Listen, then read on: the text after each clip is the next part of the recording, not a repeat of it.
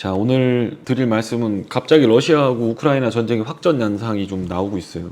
그리고 러시아의 의도는 분명하죠. 원유 같은 거, 원자재 같은 걸로 자기가 고삐를 잡겠다라고 하는 거가 있고, 미국은 지금 달러로 고삐를 잡겠다라고 한 겁니다. 사우디가 지금 러시아 편으로 붙어버렸죠.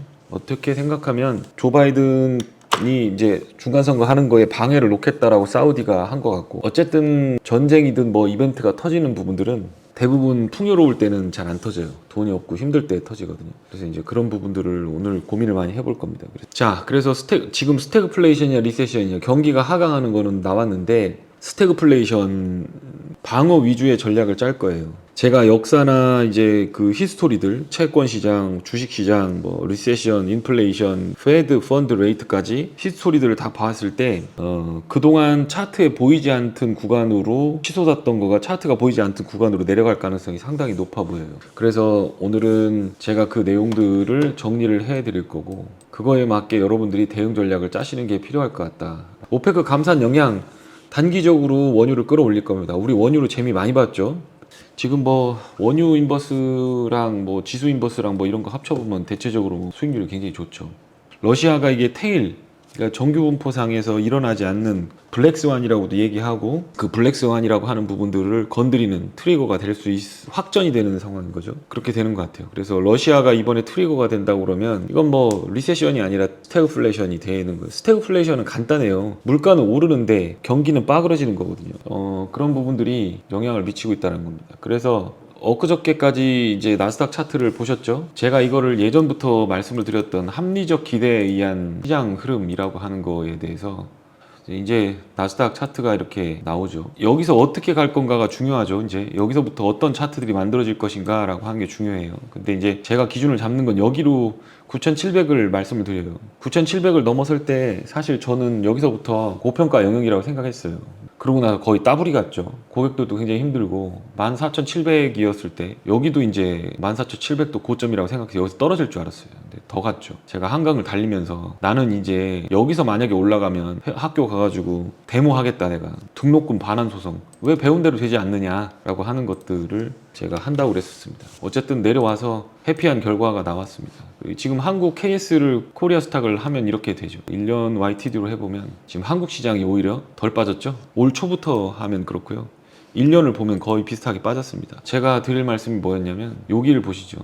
여기 올라갔죠. 올라갈 때는 이제 ISM이나 이런 것들이 안 좋잖아요. 안 좋으니까 올라가다가 고용지표가 좋게 나오니까 폭락해 버리잖아요. 그러니까 지금 이게 bad is good, good is bad 이렇게 나오는 거예요. 경제 지표가 안 좋으면 페드가 이제 금리 인상을 중단할 거다라고 얘기하는 거예요. 근데 그 논리가 맞는지를 생각해 보셔야 된다는 거예요. 페드가 막을 것 같아요?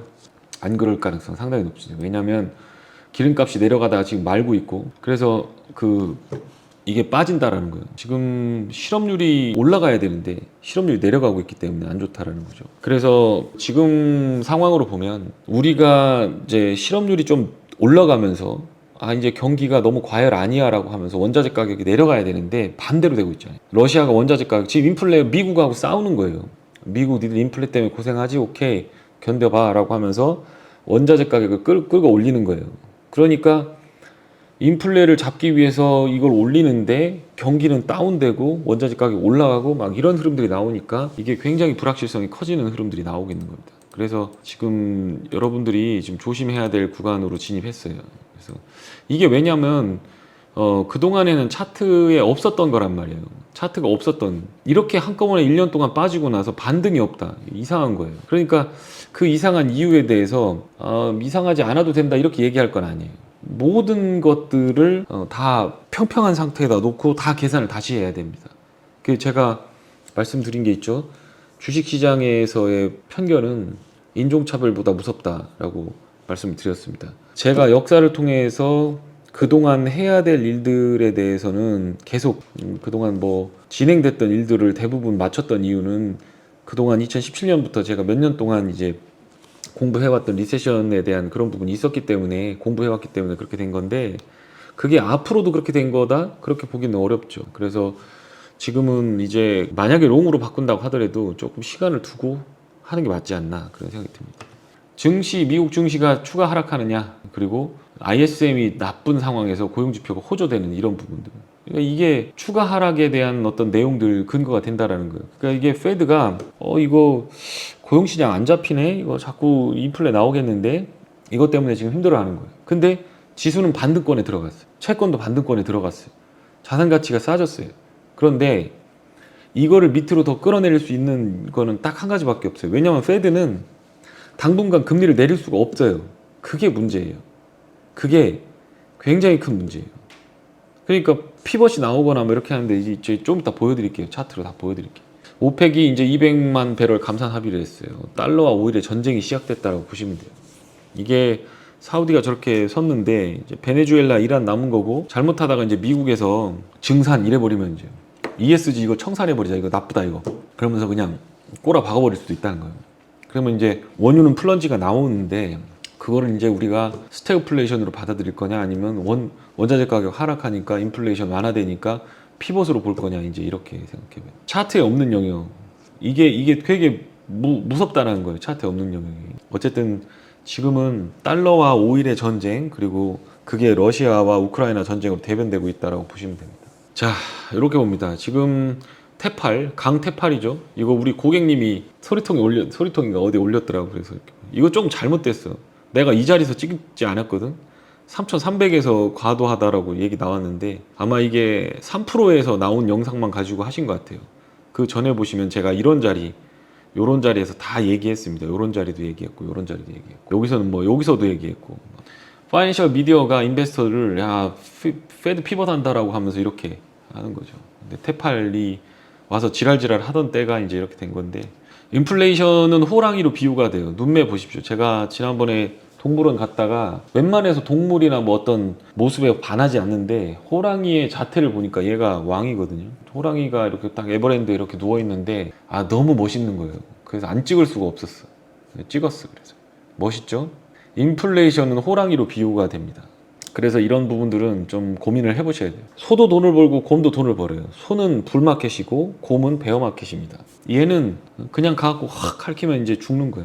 왜 이렇게 이제 우리가 인플레이션을 두려워하는가라는 거예요. 호랑이는 자기 반경 4km, 2km 안에 들어오는 짐승들이 살지를 못한대요. 사자는 배가 고프면 잡아먹지만 안 고프면 그냥 귀찮아 그러고서 그냥 자버리는 거예요. 근데 호랑이는 자기가 오줌 싸놓은 영토에 들어오면 다 죽여버리는 거예요. 인간의 관점으로 보았을 때는 사자보다 호랑이가 조금 약간 좀 잔인하고 어떤 부분에서 여유가 없어 보이죠. 그러니까 백수의 왕, 호랑이랑 사자랑 싸우면 호랑이가 이기는 경우가 많대요. 체급이 똑같을 때는. 근데 왕을 사자로 앉혀준 이유는 백수의 왕이라고 하는 거는 이제 그런 이유 때문에 그렇습니다. 인플레이션을 호랑이라고 한다는 것. 브라질에 비가 내리면 스타벅스 주식을 사라. 그 책 제가 몇 년 전부터 했는데 지금 그 책만 제대로 소화했으면 이번 금리 땡기는 구간에서는 전혀 다치지 않았을 겁니다.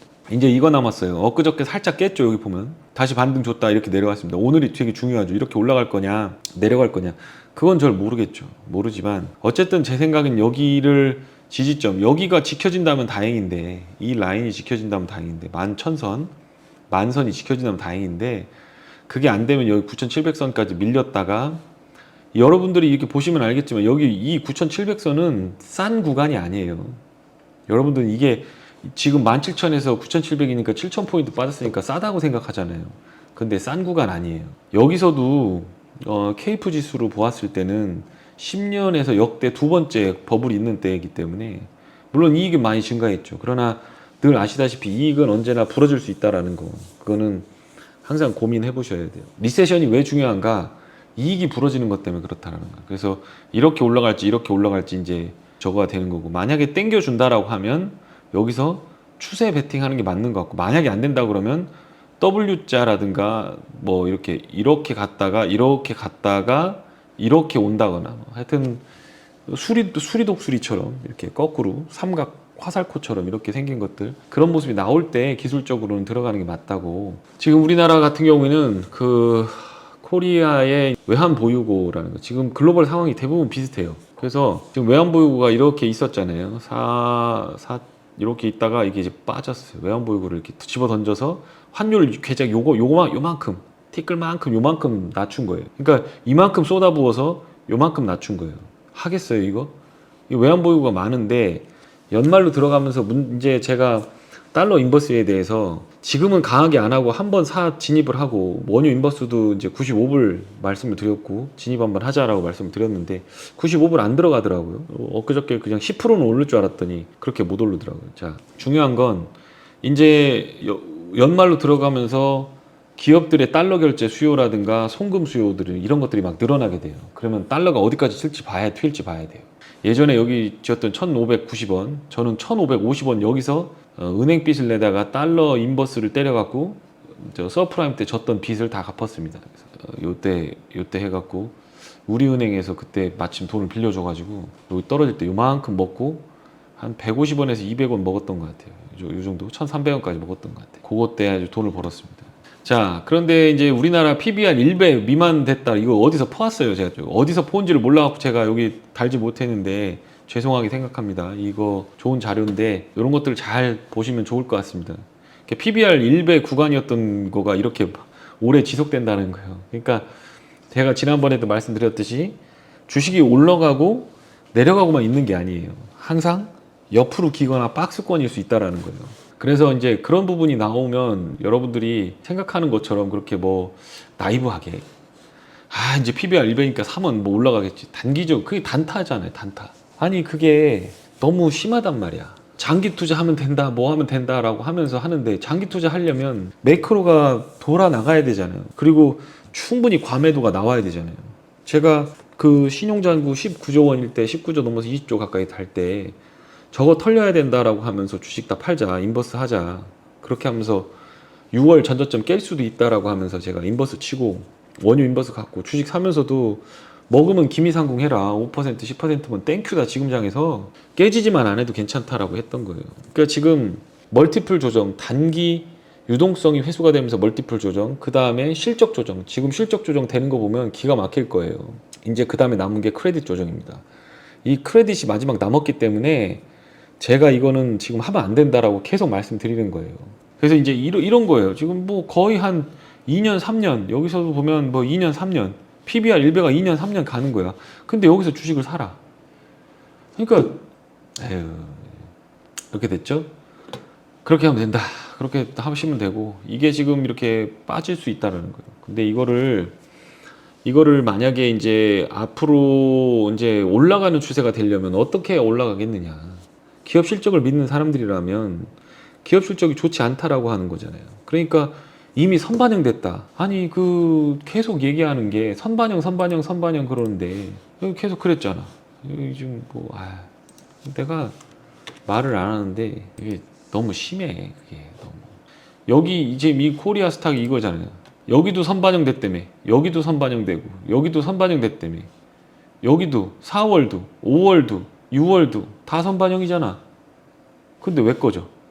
여기서 종목 가지고 있는 것들 3분의 1 떨어진 것 많아요. 무슨 선반영이야 그게. 선반영인데 왜 이렇게 빠지냐고. 뭐가 선반영이에요 이게. 아직 크레딧이 남았잖아요. 그렇게 하시면 선반영 없어요. 선반영 아니에요. 자, 요것 때문에 제가 지금 보고 있는 겁니다. 이렇게 보시면 파란 선이 이렇게 내려가면 빨간색도 이렇게 내려가죠. 그러니까 이게 지금 보면 이게 지금 그림을 그려보면 이거 주황색은 이렇게 올라가고 있어요. 악어입처럼 딱 벌어지고 있죠.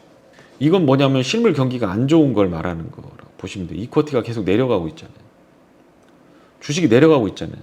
그런데 본드나 채권이나 주식이나 다 내려가고 있어요. 그런데 이제 이게 따라서 주황색이 따라서 내려와야 돼. 왜냐하면 주식시장이 빠지니까 채권이 빠지니까 페드가 이렇게 해야 되는 거예요. 그런데 안 내려오고 오히려 이거 거꾸로 올라가고 있다고. 왜 그렇겠어요? 물가를 잡기 위해서 페드는 노란색을 끌어올린단 말이에요. 물가가 문제인 거예요. 원래 주식시장이 빠지면 물가 위험은 없기 때문에 빠그러지는 거예요. 그런데 지금은 거꾸로 올라가고 악어입처럼 벌어졌다. 제가 그랬죠. 이렇게 악어입처럼 뭔가 지표가 계속 벌어질 때 그때가 좋은 투자 기회 혹은 도망가야 될 때라고 제가 말씀을 드렸고, 소비와 소비자 기대 심리, ISM 뉴 오더와 ISM 지표, ISM 지표와 속스, 제가 그랬잖아요. 반도체 사지 말라고, 삼성전자 사지 말라고. 그걸 왜 사냐고. ISM 제조업 지표 부러지는데 삼성 반도체를 왜 사고 있어요? 대부분의 이익이 반도체에서 나오고 있고 IM 사업부는 지금 죽을 맛인데 폰, 예? 폴더블 폰 접어가지고 야 그것 때문에 뭐 될 거다 이렇게 생각했는데 이렇게 하시는 분 많은데 그런데 주가가 접어졌잖아요. 주가를 3분의 1 토막 내고 2분의 1 토막 나고 그렇게 됐잖아요.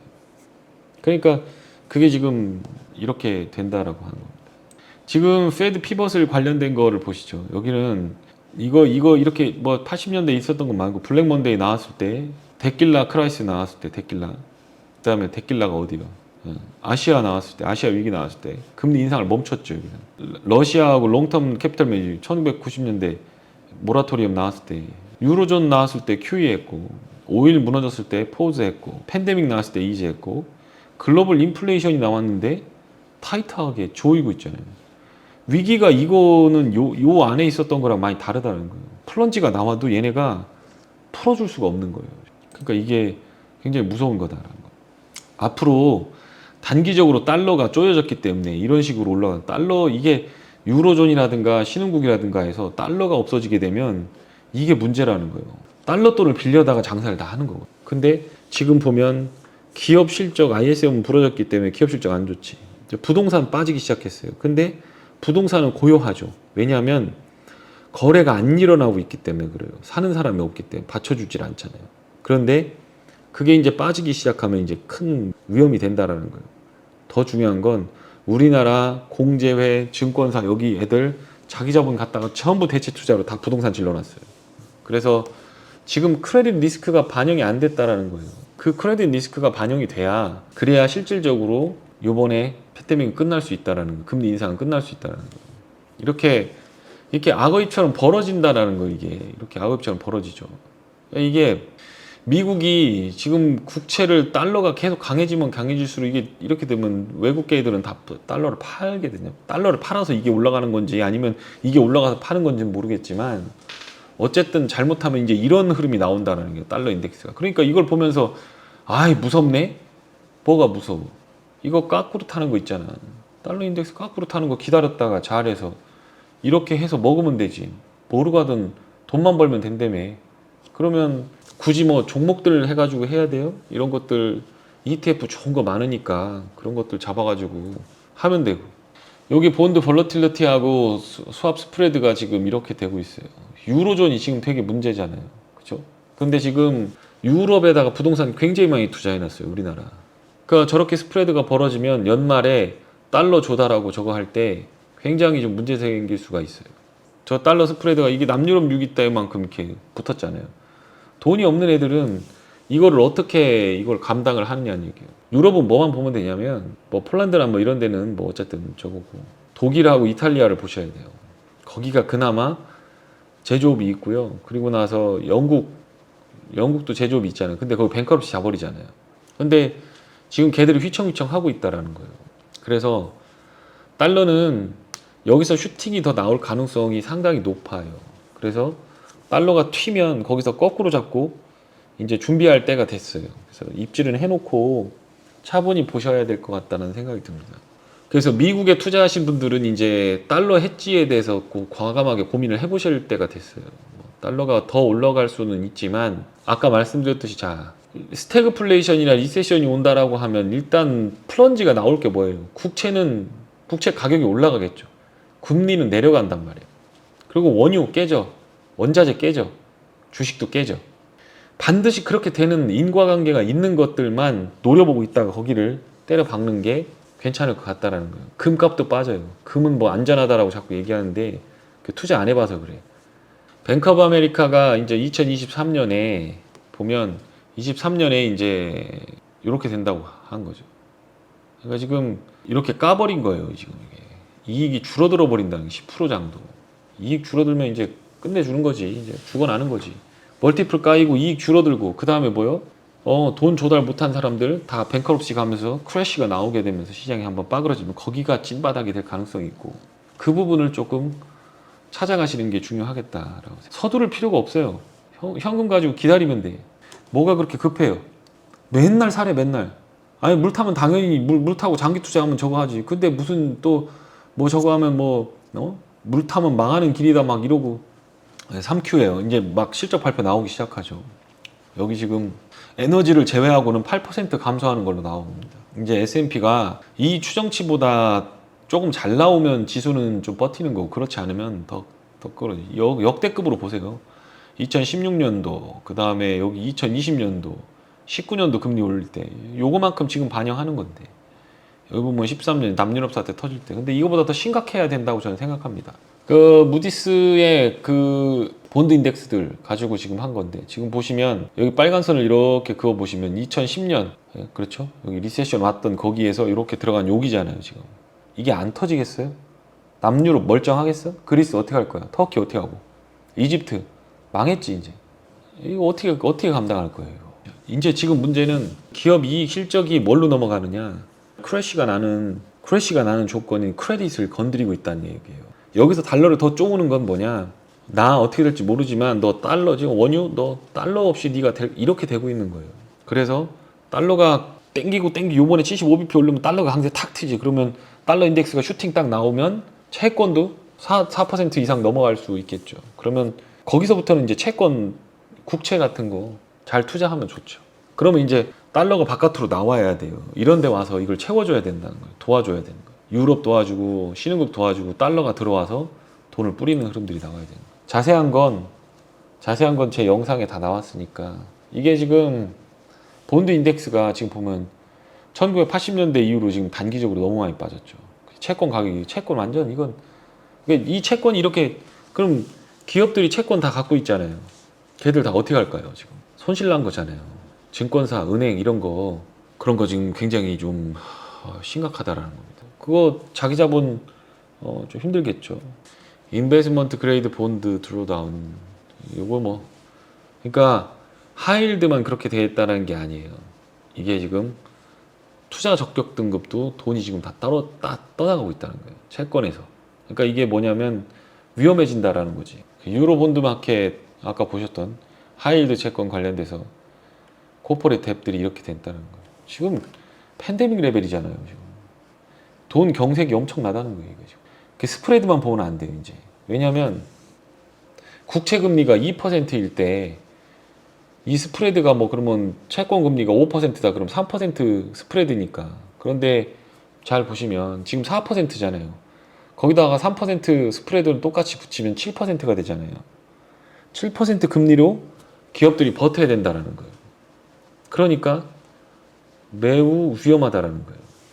그래서 이게 크레딧 스프레드가 예전만치는 않지만, 예전같이 많이 오르진 않았지만, 이걸 넘어가기 시작하면 어떤 이유에서건 어디서든가 뭔가 터질 수 있다라고 하는 거, 그거에 대해서 고민을 해보셔야 됩니다.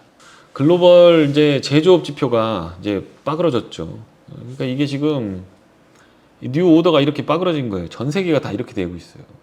이렇게. 그러니까 이걸 바탕으로 해서 이게 이렇게 신규 주문을 아예 그냥 닫혀버린다고, 공장 닫아버린다고 이게. 왜냐하면 거꾸로지니까 이렇게 되는 거예요. 그러니까 이게 여기서 이렇게 돌아나는 경우는 없어. 거의 없어. 이런 거지, 이런 건데, 여기는 이렇게 나오고 나서 이렇게 된 거잖아요. 이렇게 나오고 나서 이렇게 된 거잖아요. 이렇게 나오고 나서 이게 이렇게 될 거다. 이렇게 생각하는 건데, 지금은 여기는 잘라야 된다라고 말씀드렸죠. 팬데믹 때문에. 그러니까 여기서 이렇게 된 거잖아요. 이렇게 됐다가 이렇게 가야 되니까 이렇게 됐다 이렇게 가야 된다는 거죠. 컨슈머 센티멘트하고 오일하고, 제가 이거 사진 한 장 가지고 손님들하고, 아니 왜 심플한 자리에 돈 벌 수 있는 게 많은데 왜 이렇게 복잡하게 자꾸 고민하고, 차트 갖다 놓고 500원 1000원 고민하고 남들은 지금 오일 쇼 쳐가지고 몇 억씩 벌고 있는데, 인버스도 투자예요. 옛날 같으면 인버스도 없어. ETF 뭐 ELW 뭐 이런 거나 좀 있었지. 시간가치 많은 옵션이나 있었지. 아니 왜 그렇게 하냐고. 냉정하게 생각해 보시라는 거예요. 그러니까 컨슈머 센티멘트가 이렇게 내려가는데, 이제 이렇게 내려가야 된다. 내려가는데 달러가 이게 이제 까꾸러져야 된다는 거예요. 그러니까 결국엔 경기가 안 좋아지든 유가가 내려가든 되는 거고, 경기가 안 좋아지면 유가도 내려가죠. 그러니까 결국 유가는 누가 위에서 얼마나 위에서 치느냐의 싸움인 거야.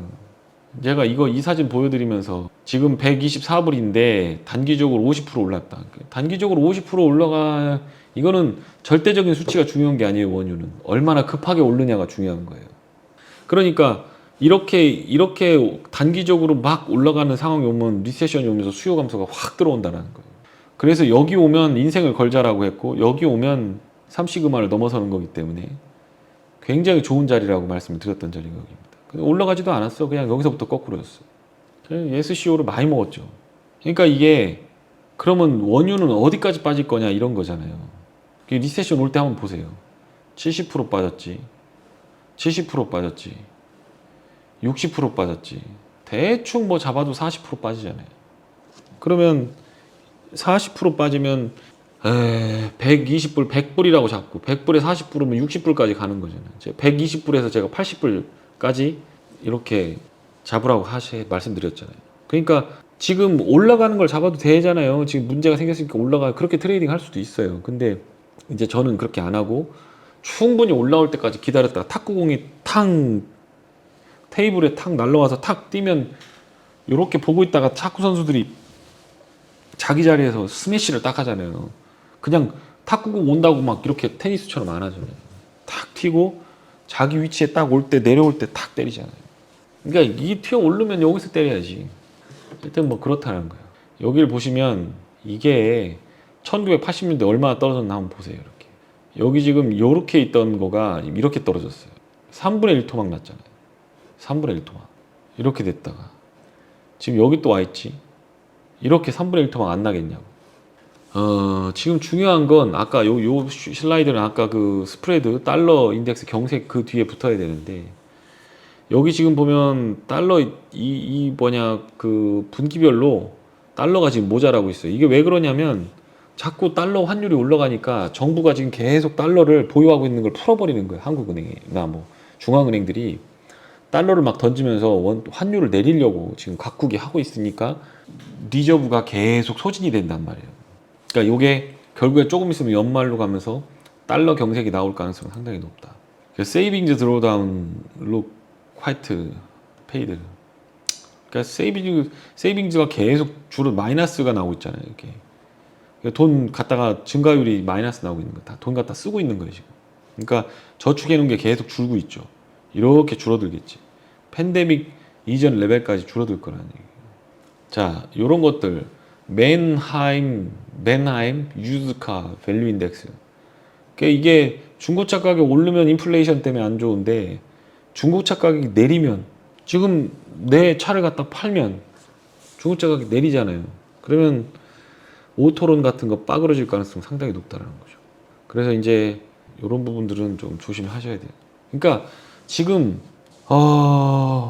뭔가 커머더티나 뭐 이런 애들이 가격이 내려가거나 원유가 가격이 내려가거나 하는 게 인플레이션 하락을 도와주는 거다라고 생각할 수도 있지만 반대로 생각하면 경기 침체를 생각하거나 크레딧에 영향을 주거나 자산 가치 하락에 대한 소비 심리를 감소시키거나 원유 수요를 감소시키는 방향으로 움직인다라는 거예요. 그래서 이제 이럴 때는 매우 조심하는 게 좋다라는 겁니다. 밸류에이션은 이렇게 지금 빠진다라는 겁니다.